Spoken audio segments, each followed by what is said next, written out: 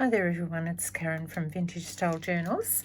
I'm going to just try and show you something of what I've been up to more recently, and you can see I've got a mould in front of me. This is one of the most beautiful iron orchid designs. That's their logo there. I'm sure you've probably seen them and heard of them. This is one. They're not paying me for this, by the way, but this is one of their moulds, and it's the decor mouldings. Let me see, trimmings number 2, that's that one.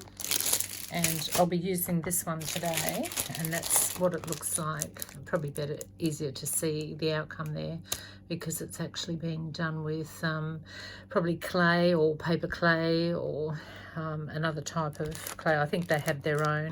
I don't tend to use any particular one, but I've been experimenting a little bit, and I've been using wax, and that's what I'm going to just go through today. Actually, I should probably have that up the right way so the IOD can be seen there. Alrighty, what I've been doing is I've got some wax melting at the moment, and I'm just looking for a bit of a toothpick, because I usually like to stir my wax just to get it moving along better. You can see that here I've actually used some corn flour, or I don't know what you call it in the US, but we call it corn flour here. And I just use a little mop brush just to actually dab some corn flour in. But with the wax, you don't need that. Mine's just there just in case I want to do some more clay, because I've used some paper clay, and I've also used some Fimo moulding or modelling clay, I suppose you call it. And so I find that anything that will set rock hard is always a good option for using in these beautiful moulds. With the bit of corn flour in there, I think some people have said that their mouldings don't come out easily all the time. I've never had that problem with these particular moulds. With another mould I have, the one that I use for my beautiful rose swags, that can often stick, but I find with the wax, it doesn't stick to anything, so it's really quite lovely to work with. Just a little bit of a novel idea, I suppose, using wax instead of clay. And the reason why I'm showing you this is because you're often journalists and people who make your own journals, and I just try to figure out different things to put in my journals. So what I've done is I've got one of these boxes. Guess what this is? This is actually another moulding from the IOD brand, and I've just put a little bit of paint over that, but I've painted the background with a crackle varnish or crackle paint, and just, you know, antiqued it, I suppose, with a couple of colours. Done the same on the back, just so that it's uniform. Some people like to pick things up, and some people like to smell things, some people like to touch things. I'm one of those who picks it up and always turns it over to have a look at the back to make sure that the back is finished off as well. But how I made this was using 2 of these, and you may just grab these, you know, from the shop, just to add bits and pieces to your journal. But what I've done is I've turned them over, and I'll show you on the inside. I've turned them over, and I have mucked it up a bit because I put that around the wrong way, because that one should be over that side to go there when I turn it over. But what I'm doing is I'm using this for a place just to stash some of my beautiful little wax mouldings, and look at that. That's what I'm going to show you today, just using the IOD. Just have a look at the name on this particular one is trimmings number 1, and it's an iron orchid design decor mould, as I said before. But what I'm doing, instead of using it for the other long trimmings, or for this, for instance, this type of thing, that was that one there, I'm making earrings and necklaces out of this particular one, because that was clay. But I'm using wax, and just look at that. Isn't that magnificent? I absolutely love that. and you can use any colour you like, any colour wax obviously. So that's what I'm using in here today to get these beautiful shapes. And when you're making your journals or your cards or your journal tags or whatever you're making, if you have one of these beautiful molds, you can actually get this too.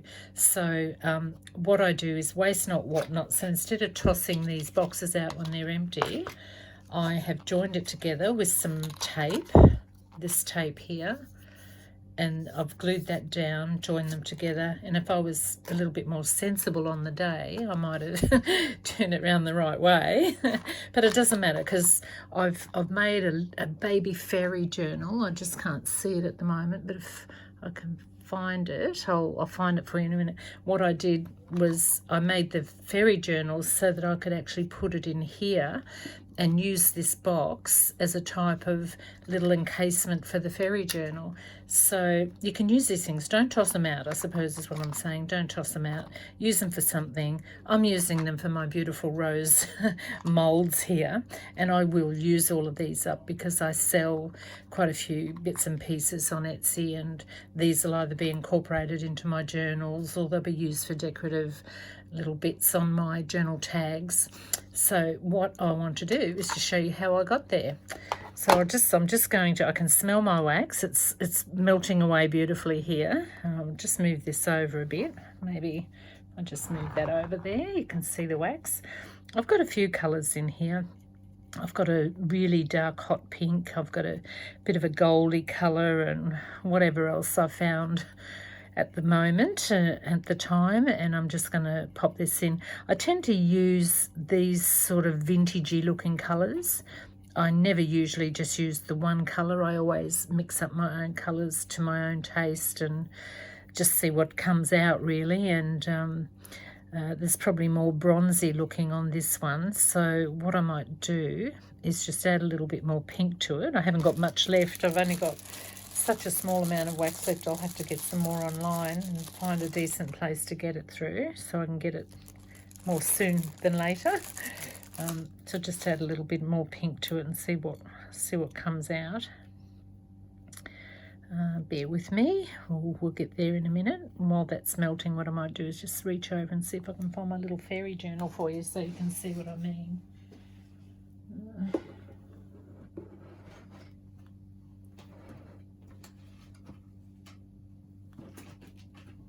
I can't see it. I don't know what I've done with it, but it's a tiny, tiny little thing that I sell as an online downloadable, and I've put all the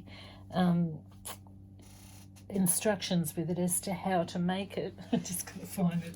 My desk is in a bit of a mess at the moment because I move from one thing to another and get lots of things done as soon as I can get them done, because I work full-time as a registered nurse and don't have a lot of time, and every little bit of time that I do have I like to use working my art and my journal making. I'll see if I can find it for next time, so sorry about that. But what it does is it actually, I've made it to the size of this so that when I close the box it's in there snugly, and I thought I might just put another few little bits and pieces that might be useful for either making a little fairy necklace out of it, or just little journal bits and pieces that I might put in the box and just sell it in the box. But not going to happen today. I'll just give this a little bit of a stir again. I can see it's getting quite hot there. I'm just going to get as much out of that as I can, and I'm going to put it in this rose one because I absolutely love this particular mold. You can see the different designs. I'll bring it up closer. It's really quite beautiful. I'll show you on the paper again. Where is it? This one here is the one I'm using today. I have used this one and that turns out beautiful as well, and I've used that one for the other things that I've done. But yeah, I love this because it's got roses in it. I am a little bit of a rose person, so here we go. All you need to do is melt your wax, simple as, and just gently put it into the mold. Try and get into where the leaves are so that you're not missing out on a good part of the the plant here. You could probably get 2 out of this, but I'm going to maybe get a little bit of the roses up here. Now it's like watching cement dry, but it is quite cathartic. I enjoy just let's move the wax around a little bit. I've got the air conditioner on at the moment, and it's a little bit, that's probably going to come out. I probably shouldn't have done that one. But this one here will just move a little bit into the leaf area. You don't have to do this, just take it as it comes. But I just want to get at least some of the leaf in. While that's getting a little bit firm, I'm going to probably try a couple of different colours. So I'll put some white wax beads in. I like these beads. They're not really only wax. I'm sure they're made up with some glue or something else, because they're quite firm and they melt well. And they just don't look like, you know, a typical wax, even a sealing wax. So people use these for their wax seals, and they are lovely. And I think for me, I use them because they're more convenient. I'll put a watermelon-y colour in and see what comes out.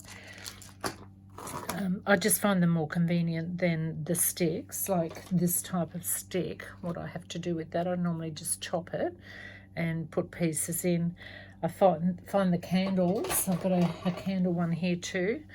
I find that I burn myself with these things, and sometimes when the candle heat comes up onto the wax, and probably just because I'm not using it properly, it can get a little bit of black around it as well. So I tend to just chop them up and use them like I've like the beads here.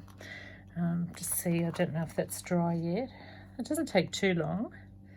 Just try and pull it out and you can see what comes of it.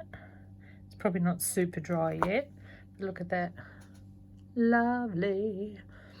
So yeah, so that's why I've made a huge number of these, because they're so easy.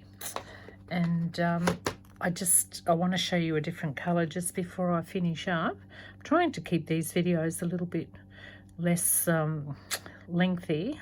It can be a bit tricky though, because I do talk a lot, but I try to show you as I talk, because there's nothing worse than someone just doing a video and just talk, but they don't actually do anything until you're about, you know, a quarter of the way into the video. That drives me nuts.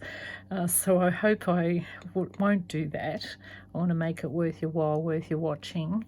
I'm going to try and do quite a few more videos in the future. My next one I've got in mind is to, because I'm a decorative artist as well, I like to work with the gouache and paint, but I want to protect my paint and keep it from drying out, so I always use a wet palette, and I'd like to just show you how I make my wet palette, just in case you want to give it a go. Sometimes it'll save you some money. And oh, I like that colour, because it had the bronzy colour in the bottom. It's come up this gorgeous chocolatey pinky kind of brown. That'll be perfect for one of my journals. I just wipe that over. People think I'm nuts stirring it, but I just feel that it's easier to stir it and get the colours mixed in beautifully. So I'm not going to waste any more on doing a small amount. I'm just going to do a nice big one here. See how I'm getting it into the leaf there. Doesn't have to be perfectly shaped because it's a mould. It's not a wax stamp.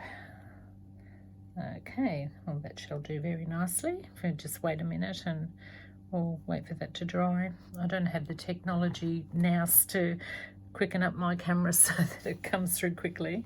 Meanwhile, I'll just grab this bit of wax out of here. That was a bit of a waste. See? Well, you could put that on something, but no one would know what it is. So we'll shove that back in. That's a great thing about wax. You can just remelt it. Back in it goes. No waste. But yeah, just a quick video, and thinking that, you know, you could do that. It'll be very easy for you to do. I'll just see if I can grab my other mould that I make my swag with.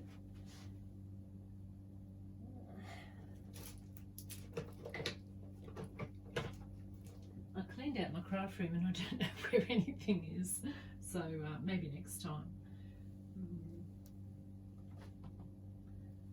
keep thinking I'm putting everything away where I know where I'm going to be able to grab it, but in the end I've really undone myself. I can't find what I'm looking for. So, but I do promise to show you that mini fairy journal soon. It's such a sweet little thing. When I made it out of all the stickers that I use. I've put one of my beautiful paintings that I did on the front of it, and it just turned out so cute, and I'm just trying to figure out a way to make it look like a little journal. So I've put the pictures of the fairies in, and I've made up little rhymes for each page for each fairy, so that it's like a quirky little little booklet when it's all put together. But when I saw it finished, I thought, you know, I could make a jewelry piece out of that. I could make it into a necklace. So I'll try and find it, and I'll show you how I did it. I do have the printable, as I said, on my Etsy store. It's just a download printable, and it was a bit fun, a bit interesting to put together, because you have to be quite nimble with your fingers. It's a small little book, but yeah, it's quite funky, and it looks great. So here we go. I might just see if that's dry. Yeah, it doesn't take that long. See, it's a little bit bendy, but beautiful. I love it. What do you think? Let me know. Give me a thumbs up if you feel like I deserve it. If you don't, that's fine. And subscribe if you feel like it too. As I said, I'm going to try and bring some more out soon, and they're going to be how to do stuff more than just seeing some of the things I've made. And if you do have any ideas of anything arty or crafty that you would like to see me do, then I'll be happy to give it a go and put it up online for you. So thank you so much for watching, and I hope you've had a really lovely day. Bye for now.